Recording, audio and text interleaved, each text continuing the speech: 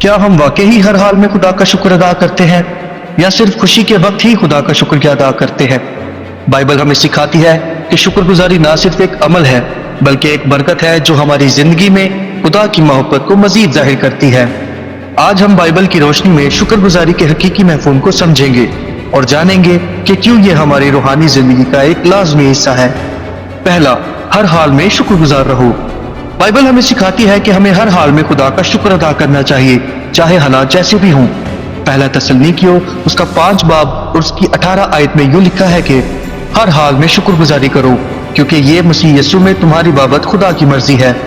یہ آیت ہمیں یاد دلاتی ہے کہ خدا کی مرضی یہی ہے کہ ہم ہر صورتحال میں شکر گزار رہیں۔ دوسرا، خدا کی بھلائی کے لیے شکر گزاری۔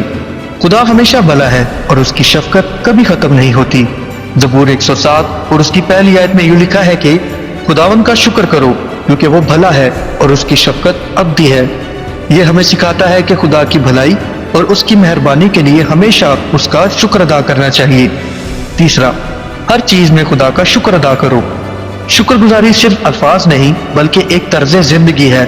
افسیوں 5 باب اور اس کی 20 آیت میں یوں مرقوم ہے کہ ہر وقت اور ہر چیز کے لیے ہمارے خداوند یسوع مسیح کے نام میں خدا کا شکر ادا کرتے رہو۔ یہ ہمیں سکھاتا ہے کہ ہماری دعاؤں میں، زندگی کے ہر پہلو میں ہمیں خدا کے فضل کے لیے شکر گزار رہنا چاہیے۔ چوتھا، شکر گزاری سے زندگی میں برکت آتی ہے۔ جب ہم خدا کا شکر ادا کرتے ہیں تو وہ ہمیں برکتوں سے نوازتا ہے۔ فلپیوں 4 باب اور اس کی 6 سے 7 آیت میں یوں لکھا ہے کہ کسی بات کی فکر نہ کرو بلکہ ہر ایک بات میں دعا اور منت کے ساتھ شکر گزاری کے ساتھ اپنی درخواستیں خدا کے سامنے پیش کرو۔ تب خدا کا وہ اطمینان جو سمجھ سے باہر ہے تمہارے دلوں اور خیالاتوں کو مسیح یسوع میں محفوظ رکھے گا۔ یہ آیت ہمیں سکھاتی ہے کہ جب ہم شکر گزار ہوتے ہیں تو خدا ہمیں سکون اور برکت عطا کرتا ہے۔ پانچواں، یسوع مسیح کی مثال، شکر گزاری کی تعلیم۔ یسوع مسیح نے خود ہمیں شکر گزاری کی تعلیم دی۔ جب انہوں نے 5000 لوگوں کو کھانا کھلایا تو اس سے پہلے روٹی کے لیے شکر ادا کیا۔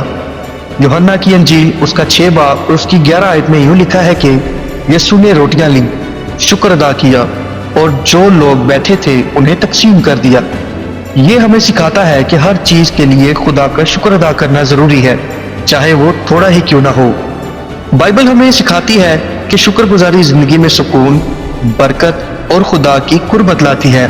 ہمیں ہر حال میں ہر چیز کے لیے خدا کا شکر ادا کرنا چاہیے کیونکہ یہی خدا کی مرضی ہے۔ آئیں آج ہم مل کر عہد کریں گے کہ ہم اپنی زندگی میں شکر گزاری کو اپنائیں گے اور ہر حال میں خدا کی نعمتوں کا شکر ادا کریں گے۔ شکر گزاری کے لیے دعا۔ اے آسمانی باپ، ہم تیرے شکر گزار ہیں کہ تو نے ہمیں بے شمار نعمتوں سے نوازا۔